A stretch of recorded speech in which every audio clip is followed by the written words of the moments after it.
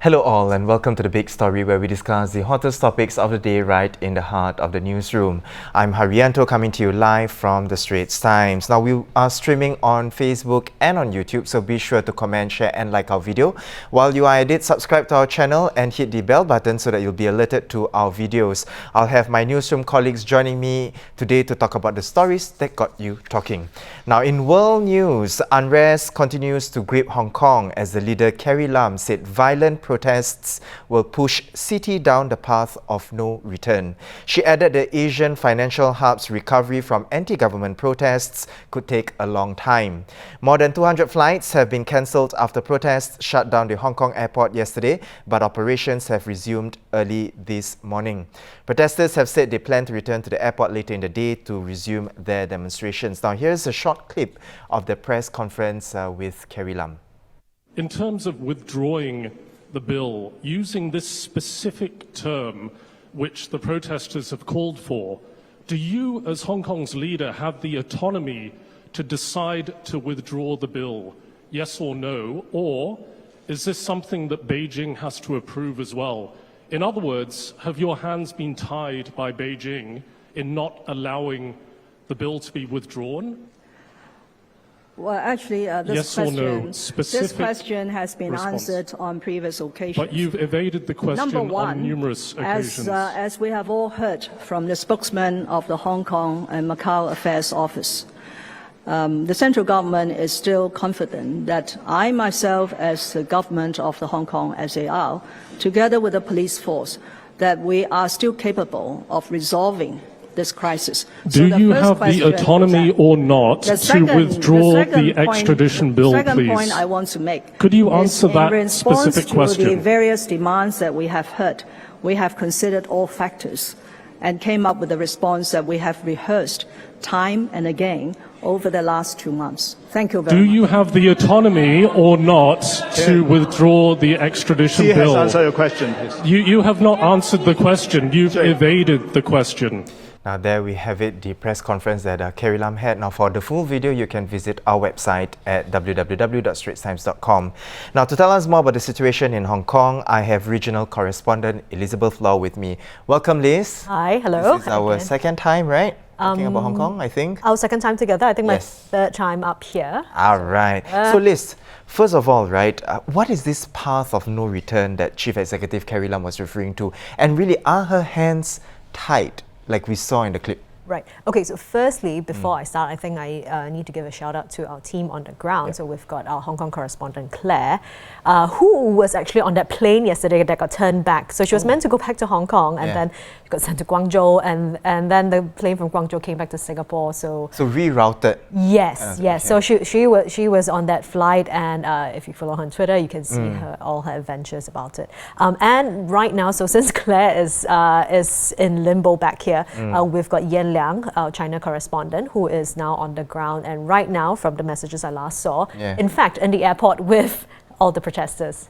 So okay, sorry for the diversion, but to get back to your question, you said what is this point of no return? Path of no return. Path of no return.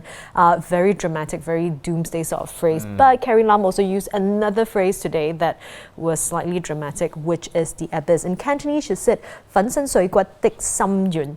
Okay, which is, what does that so mean? it's like, so 粉身碎骨, when you translate it, it basically means that an abyss so deep that it completely crushes your bones into little pieces until it is powder.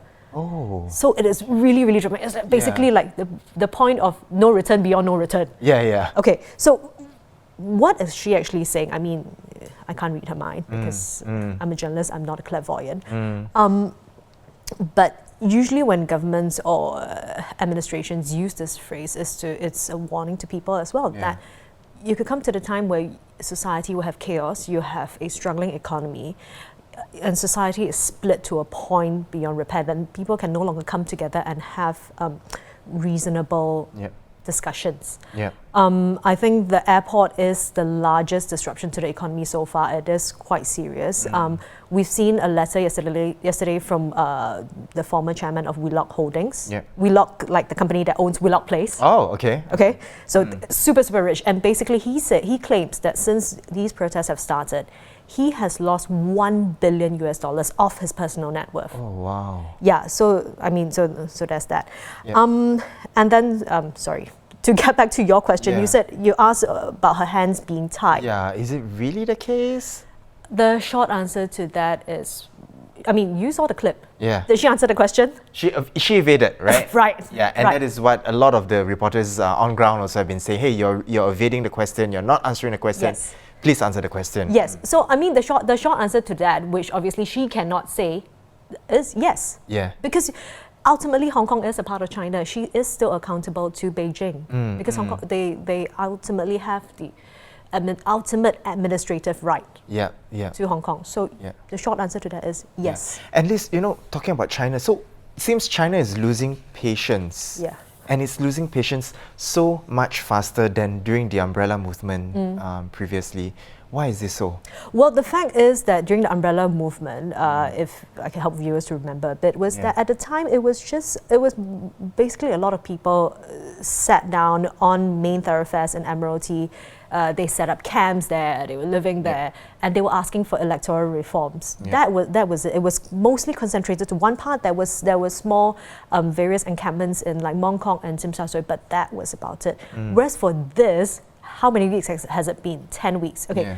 The Occupy movement was a little bit longer, but every weekend it is just growing in scale. First you have it in Admiralty, and then after that you have it in the west of Hong Kong Island, and then you have it in Tsim Sha Tsui, and then suddenly you're seeing different parts. You have it in like the north, in Yuen Long, you have it in New Territories. It's just all over Hong Kong. Number one, is more widespread. Number two is the fact, we can't deny the fact that violence is escalating from both sides. The protesters, they're throwing more things now. I personally had some rocks whiz past my head. You were saying that, I have seen how some of them have catapults, really makeshift ones, but still it is quite dangerous. Police, on the other hand, firing tear gas non-stop. Several times I've been on the ground, and you can just hear them firing rounds and rounds of it. It's not like bum, wait, charge forward, bum, bum, bum. It's just like bum, bum. It just keeps going on and on. And these things really do hurt people. So the violence has been escalating on both sides, and I suppose the fact is that it is more. China is losing patience because this is a lot more targeted against China now. Right. You have people saying that Hong Kong is not part of China during the protests. You have people who are, the whole anti-extradition bill, when you translate it into Cantonese, it is 反送中条例, which in fact actually means anti-extradition to China bill. So it's not that they were not okay with having an extradition bill, but the fact that the bill had the clause that say you can also be extradited to China, that is the problem. Right. So it is a lot more overt now. When you're on the ground, you also see a lot more pictures of like things against the CCP, against China. So it is, and obviously Beijing doesn't like it. Plus, not to forget that President Xi is a much more authoritative figure now than he was back in 2014. He really is trying to assert his power. So we are where we are now, and I suppose that which leads us to where we were yesterday, where the Hong Kong Macau Affairs Office used the T word. Terrorism. Terrorism, right? So that really shows how seriously they're taking it. And Liz, let's go back to the airport situation, Hong Kong airport. And you also said that our colleague Claire also had some issues at the airport. Now, compared to previous protests at the airport, the recent incident, the one that just happened yesterday, seemed to be a lot worse. For example, there are more flights disrupted. How was this different? How come it escalated to that? I suppose the fact is that the simple answer to it is the sheer scale of it. First, you had people in the low thousands, but now this time around, you have yesterday 5,000 people in the airport. That is plus the passengers who were trying to get in. So it was sheer pandemonium outside because traffic was at a complete gridlock. There was just people everywhere. And it just became very hard to try for passengers to try and get into the transit area. The airport security felt that they could no longer handle it, and so they were really worried in case protesters did anything silly. And I mean, there are some quarters that are suggesting this as well. Was that the government also really wanted to make a show of what could happen, but of course there is no proof that is what it is. Yeah. And Liz, in your opinion, do you think then the actions of the protesters will help them achieve their objectives? Can Hong Kong, you reckon, recover from this chaos, this unrest that has been gripping them for the past at least 10 weeks? Honestly, yeah, I don't know whether or not it will help them to achieve what they want. Yeah. But I think both sides have to give in a bit. Number one is that if you want dialogue, you have to. And Carrie Lam said today, I think everyone just needs to take a breather, calm down, come together, and have a discussion and try and rebuild society. Obviously, they've repeatedly said violence is not the option. What needs to happen from here on? I mean, if you look at the last time Hong Kong had such large-scale protests, I'm not even talking the umbrella movement, I'm talking about massive protests. The one in 1960s, right? Yes, in 1967 when it was about workers' rights. So basically, that really escalated, and you had people going and patrol bombing various areas, and that is what really lost public support. So hopefully this doesn't get to that, but. What happened after that, which is very important. The colonial government then, at the time, they launched a committee of inquiry. So what is different between a COI, which we are fairly familiar with here in Singapore, and what they are suggesting now, which is having the Independent Police Complaints Commission look into the incidents, is that the IPCC does not have the power to summon witnesses. Right.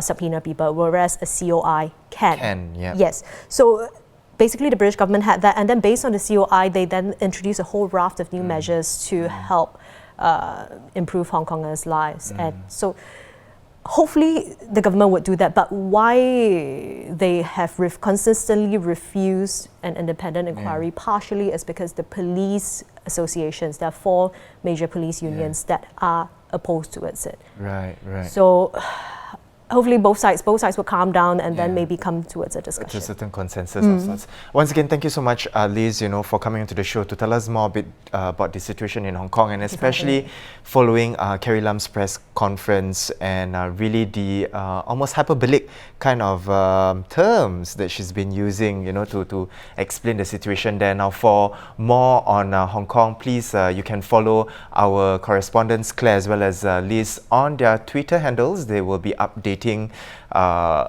all the situation that is happening right there in Hong Kong. And of course, for more stories and videos on Hong Kong, you can also visit our website at www.straitstimes.com. Once again, thank you, Liz. Thanks.